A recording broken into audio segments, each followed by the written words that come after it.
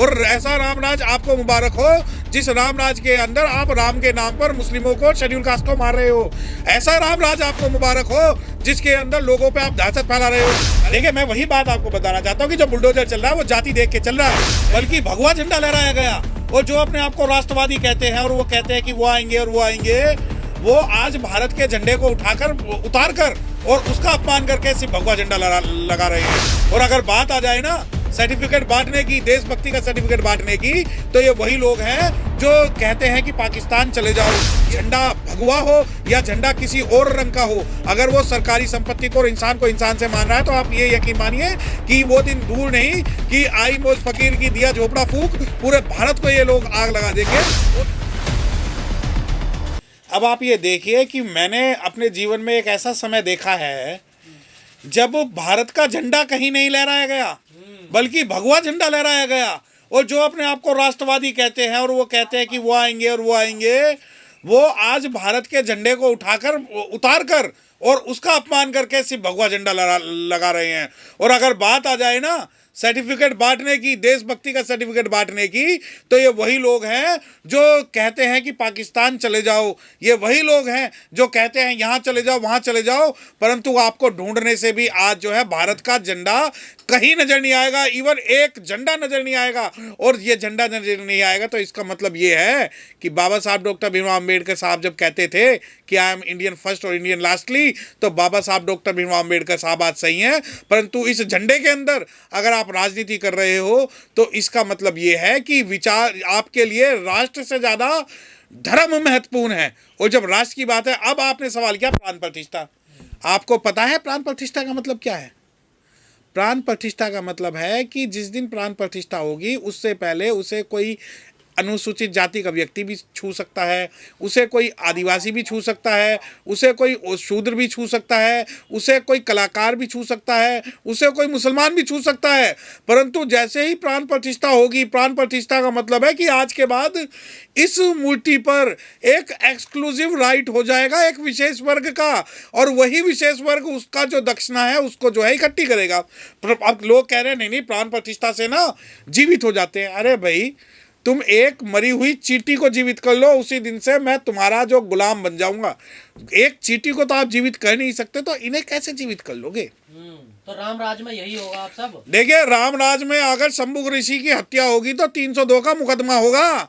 और ऐसा राम राज आपको मुबारक हो जिस राम राज के अंदर आप राम के नाम पर मुस्लिमों को, शेड्यूल कास्ट को मार रहे हो।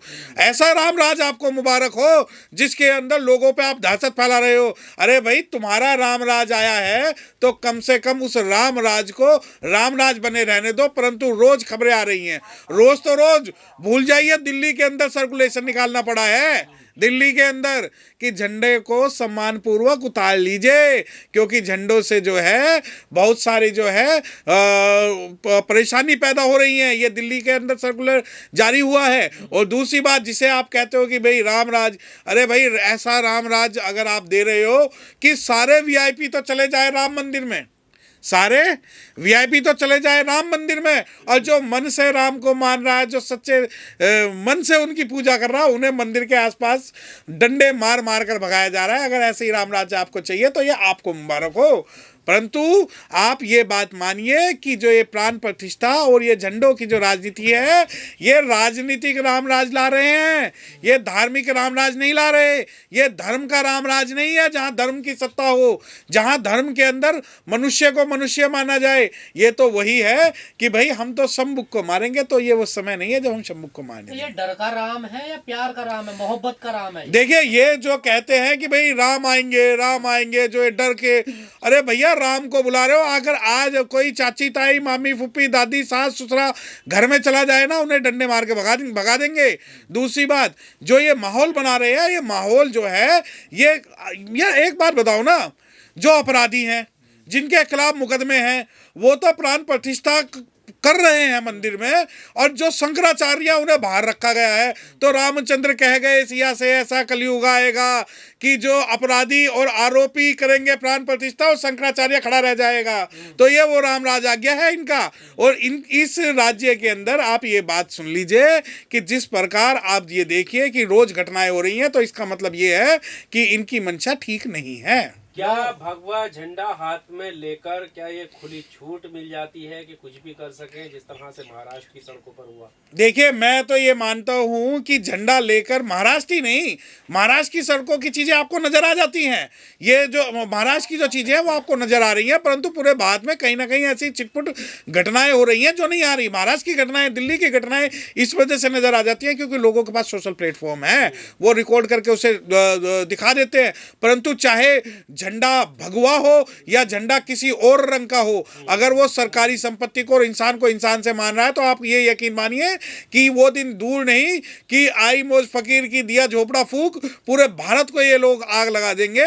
और दूसरी बात, हमें आपकी आस्था से कोई लेना देना नहीं है।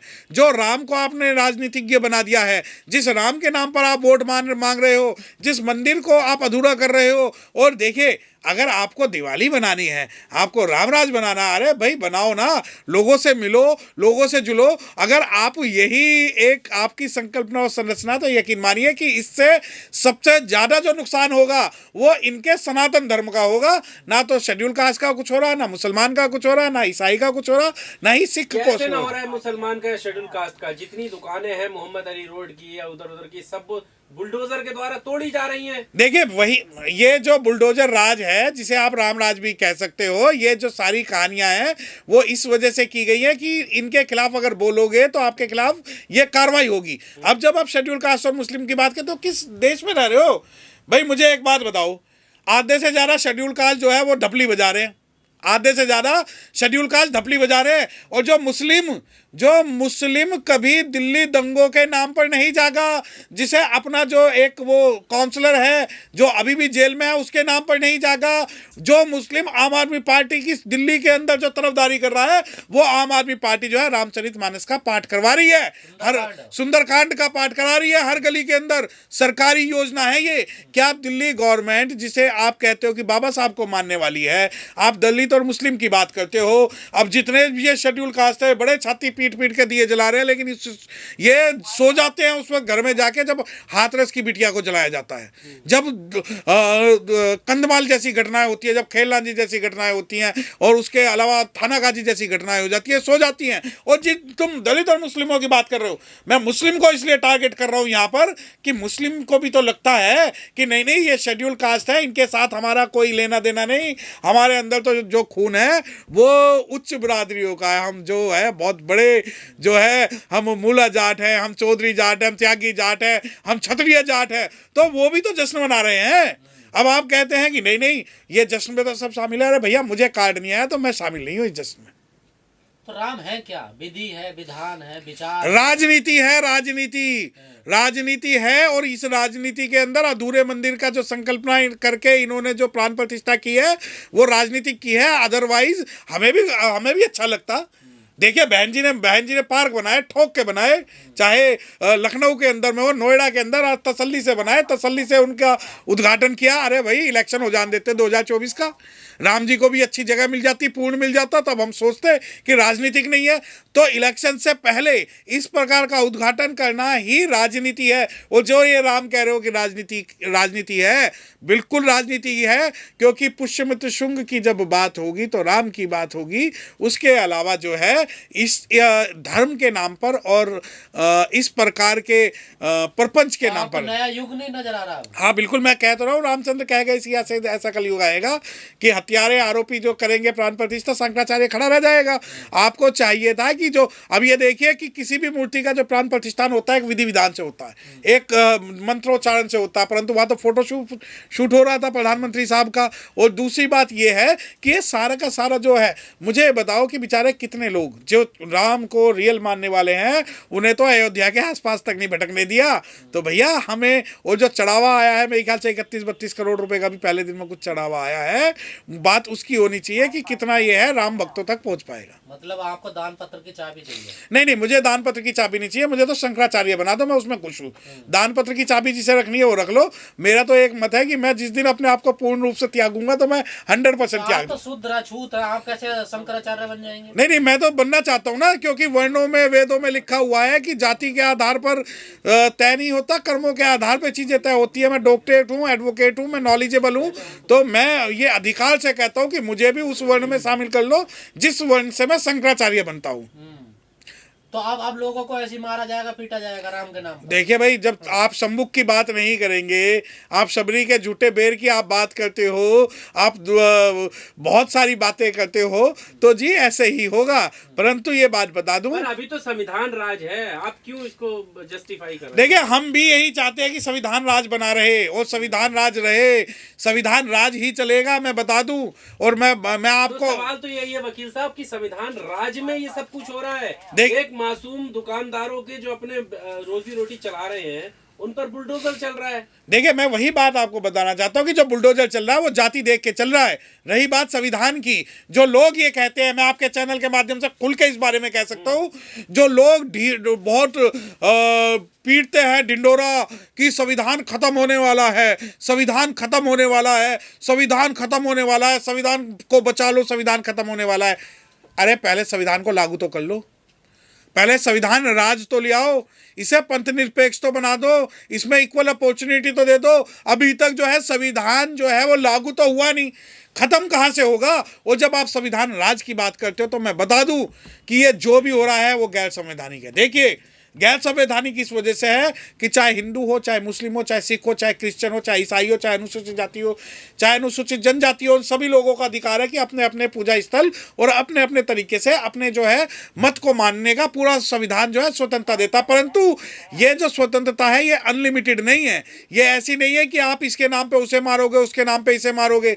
मैं बता दूँ दिवाली के अंदर उत्तर प्रदेश के अंदर शेड्यूल कास्ट के घर जला दिए जाते थे दिवाली मनाने के नाम पर, तो इन्हें जलन तभी हुई जब वो घर जलने बंद हुए। अब जब ये बात आप संविधान राज की बात करते हो तो मैं बता दूं जिस दिन पूर्ण रूप से 100% संविधान राज लागू होगा तो यकीन मानिए असली जो है राज वही होगा, वरना कोई राज नहीं होगा।